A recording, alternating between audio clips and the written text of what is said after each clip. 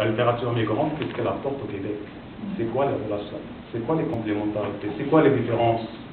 Que ce soit sur le niveau de la thématique, la structure narrative ou même l'écriture en tant qu'acte de création littéraire. Donc, ce fait, on passe subtilement donc d'une littérature immigrante axée sur le passé, de culture du passé, de départ, et le présent, c'est la culture d'arrivée. Donc, il y a deux contextes différents. À une culture migrante portée par des déplacements.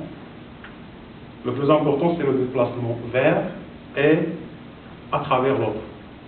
Donc, la dimension de l'autre est toujours présente. Il ne faut pas oublier ça, qu'il y a un autre. L'autre, il est différent, oui, mais quand j'écris un texte, par exemple, donc il faut penser toujours à mon lecteur, à qui j'écris, à qui je veux communiquer ce texte.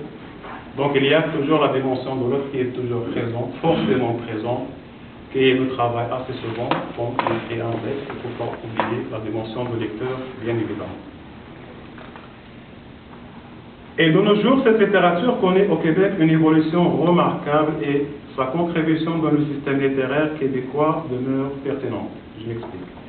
Il ne s'agit pas seulement, je cite, de décrire les écrivains et les œuvres immigrantes, mais au contraire, de les prendre comme un système de force qui, en se posant et s'opposant, confère à la littérature québécoise une structure spécifique qui change d'un moment donné de temps à un autre.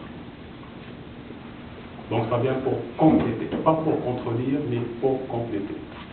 Certainement, il y a des ressemblances, mais il y a aussi des différences, ça c'est sûr. On reviendra sur la thématique vers la fin de cette littérature.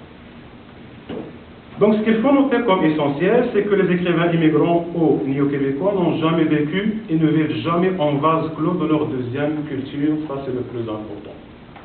Donc on vit dans une deuxième culture, donc on est toujours en interaction avec cette culture.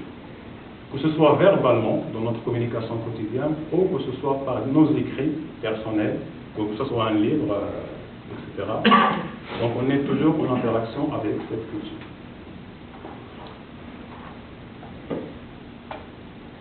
Donc, est-ce que cette deuxième